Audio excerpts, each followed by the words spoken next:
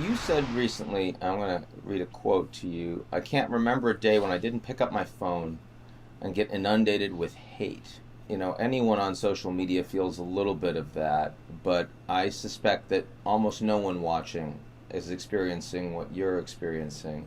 Unfortunately, the online violence is real. It started in 2016, and it started with the threats.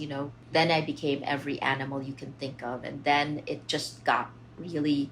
It used gender, my facial features, my skin color. It's horrid in that sense, and it's like it's meant to incite hate, and that's part of what I feel the platforms are responsible for, because they've allowed it to happen and they allow it to continue.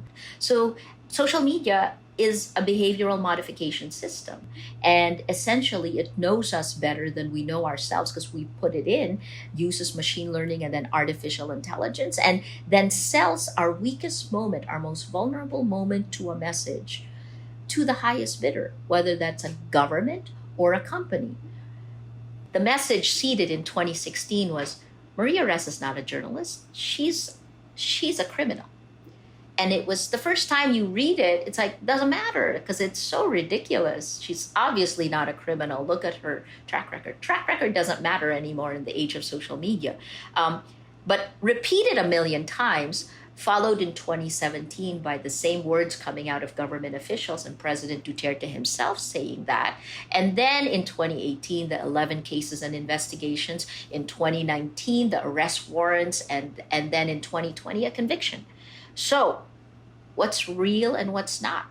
Criminal, journalist, or criminal, right? That is how we change reality. That is how death by 1,000 cuts happens of our democracy.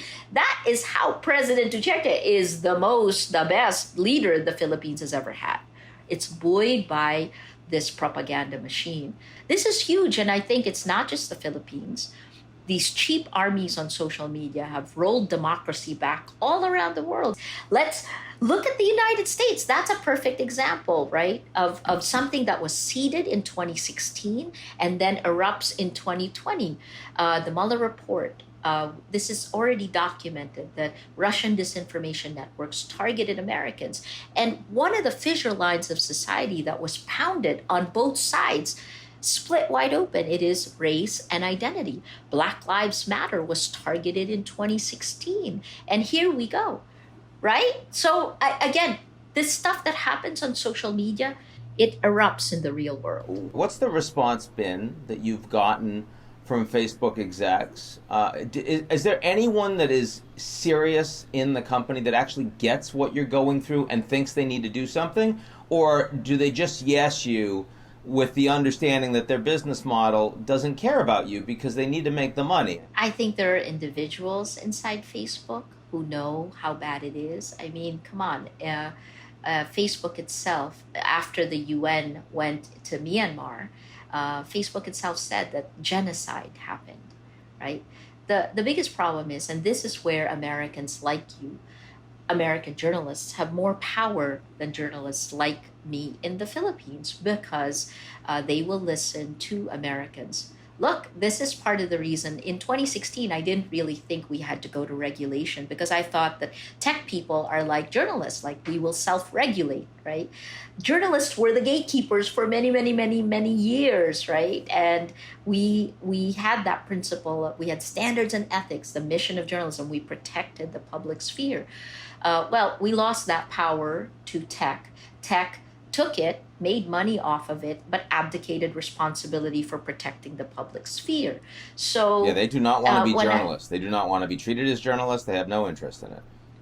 And yet they're the world's largest distributor of news, right? And this is, I think, what Facebook is grappling with right now, because they don't want to. They are using these laws to kind of do their own acrobatics. But the reality is there are people inside Facebook, we've seen this now, who do believe that they are not doing, that they're becoming evil if they aren't already, and that they're trying to change it. I've met Mark Zuckerberg. I think he's a really bright young man. And when I met him, I thought, my God, he's facile, he's agile. And yet he doesn't know enough to protect against his own weaknesses. This idea where he says this is a freedom of speech issue is just garbage. This is not a freedom of speech issue. This is a distribution issue.